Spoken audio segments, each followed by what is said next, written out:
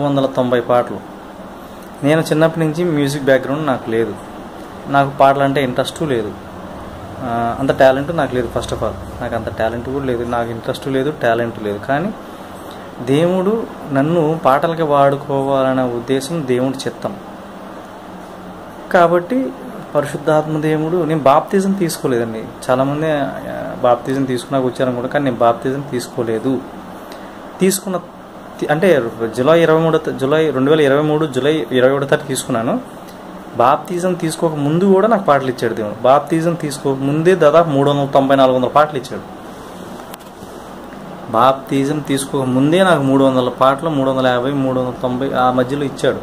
రోజుకు ఒక 5 పాటలు తలంపులు వస్తూ ఉంటాయి. నేను బండి నడిపినప్పుడు, లేకపోతే అన్నం తింటున్నప్పుడు, లేకపోతే మందిరంలో ఉన్నప్పుడు, లేకపోతే ఆరాధన జరిగేటప్పుడు, ఎప్పుడైనా కానీ సడన్గా వస్తుంటాయి తలంపులు.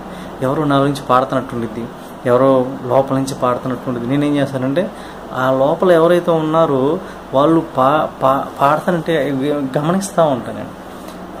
సరే ఒక పాట ఇచ్చిన, సపోజు ఏమిచ్చి నీ రుణము తీర్చుకోగలనయ్యా, నీ ప్రేమకు నీ కరుణకు, ఇది ఒక పాట. ఇట్లా ఎవరో పాడుతున్నట్టుండేది లోపల నుంచి. పరిశుద్ధాత్మ దేవుడు చాలా శక్తివంతుడండి.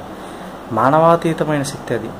ఆ శక్తి మనలోకి వస్తే మనకి తెలియని అద్భుత కార్యాలు, తెలియని అద్భుత శక్తులు మనలోకి వస్తాయి. ఖచ్చితంగా వస్తాయి. ఈరోజు మనం సొసైటీలో టచ్ అంటారు, ఇదేదో అంటున్నారు. ఈ మధ్య కొన్ని వీడియోస్ నేను గమనిస్తున్నాను.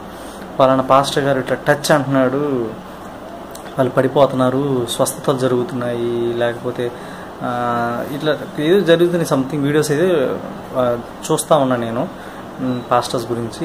నేను పాస్టర్ అయితే కాదండి, నేను విశ్వాసిని. నేను అంత జ్ఞానం కూడా కాదు.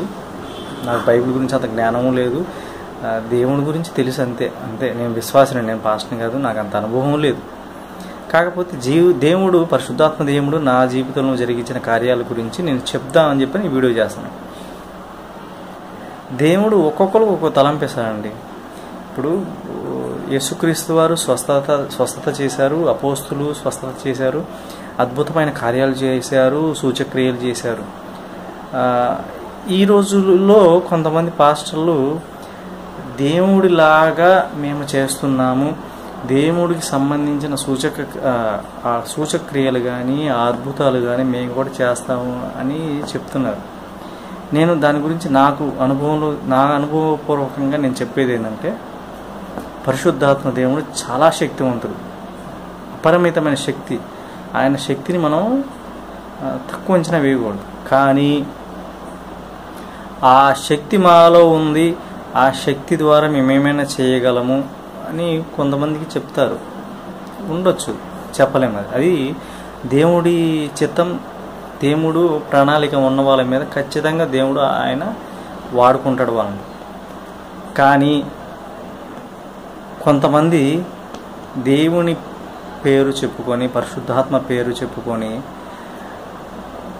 ప్రజలని మోసం చేయటం, లేకపోతే ప్రజలను వేరే విధంగా మలచటం, లేకపోతే ప్రజలని